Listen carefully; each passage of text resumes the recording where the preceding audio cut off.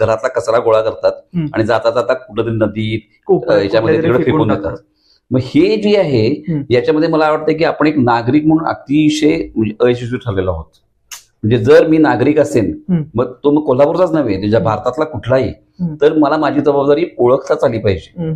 त्यामुळे मग साध्या अगदी ज्या साध्या साध्या गोष्टी आहेत की मध्यंतरी जपानमध्ये एक घटना घडली बघा की जेव्हा एखाद्या विमानाचा अपघात झाला तर त्यांच्यातला एकही माणूस उठला नाही त्या क्रूनं सांगितल्याशिवाय.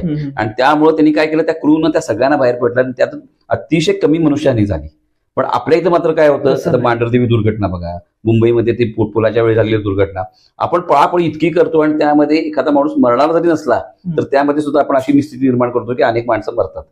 त्यामुळे एक नागरिक म्हणून पहिल्यांदा मला माझ्या कर्तव्याचं भान पाहिजेच. कारण अलीकडे नागरिक म्हणून काय झालेलं आहे, दोन आपण भाग म्हणतो, एक तर माझे अधिकार आणि कर्तव्य. आपण अधिकारांच्या विषयी इतकं सजग असतो, परंतु त्याच वेळी माझी कर्तव्य काय आहेत याबद्दल मात्र आपण